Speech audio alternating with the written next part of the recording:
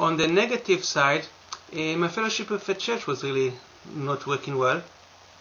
There was a lot of things that bothered me, and I already spoke about it, but I think what really cut the line for me was the word heaven and Shamayim.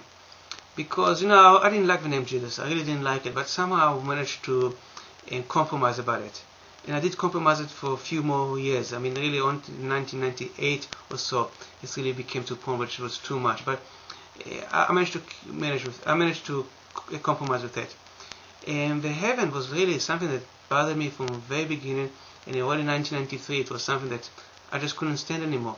For me, it was definitely a sign that we worship in a God that is made out of stone, and it just didn't make sense. I knew that the place of living is Shamayim, because I'm very pro Hebrew. I've got all kind of love-hate relation with Israel and all kind of back and forth. And people think that I'm trying to promote Israel as a ego issue. No, I actually got a lot of criticism about Israel. But Hebrew, it's one-way street. There's no backing, no hesitation. Hebrew is the language of Elohim, and as a born again, we should glorify Hebrew. And most church members, their spirit is glorifying Greek and Latin, and I knew that's a problem there. This is not about me being ego because I grew up in Israel. This is Elohim, So I always glorify the names of Elohim gave, which were in Hebrew, when the church members always glorify names in Greek and Latin.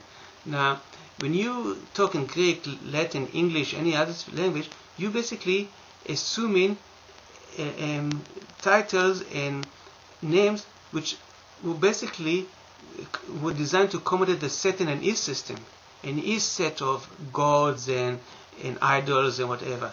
So a lot of the names of the church users are just borrowing names of the Satan already made even hundreds of thousands of years earlier to describe maybe Hercules or Venus or who knows what. And I don't like it. I just say it. I want the source. It says the Hebrew. And the church make a big deal about me making a big deal about it. But every religion in the world, and not every religion, even Christians, they know how to say Buddha, they know how to say Krishna, they know how to say Allah, Muhammad. They have no problem saying any different foreign names. I used to be a football fans in the church, and they used to know all the football names from people that came from Europe or Australia, all kind of funny names. No problem, But when it comes to Yeshua, that's how they know. But I want to do. I knew it's a spiritual issue. I mean, I can never prove it.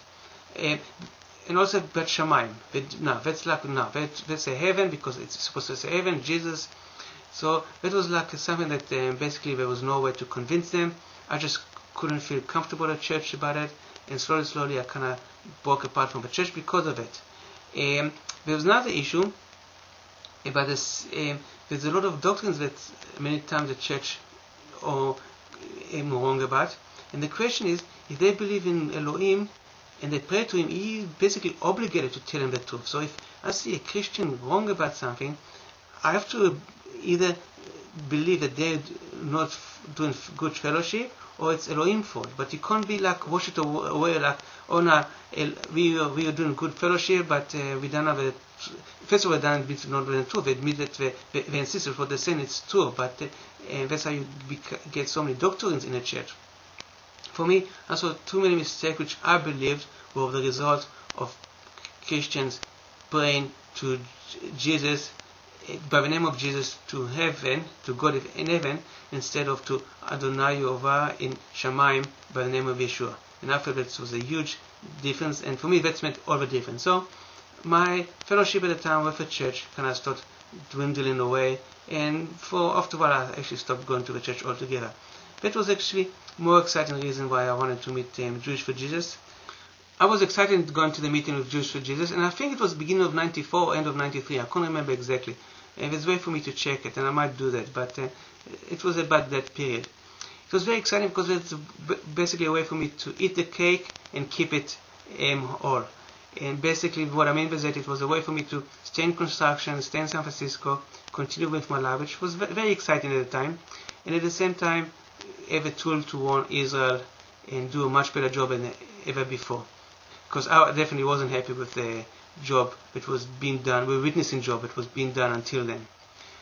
I went to San Francisco to meet Jewish for Jesus, and I have to admit, I was warned not to. I was warned by Elohim not and by two people not to go. But I kind of looked at the other side and said, no, I'm going to do it because it's important for me that Jewish for Jesus will get things right and do a better witnessing. And that's it. That was the most biggest mistake I probably made. I mean, the whole thing is that I went to the guy, and at that time, I didn't understand what happened. I didn't understand what happened until November 2008. I believe today that it was secret societies that behind Jews for Jesus, and their job is not to witness to Israel, but actually to absorb people that want to witness to Israel, so they won't do a good job. Something like that. Basically, they protect the rabbis.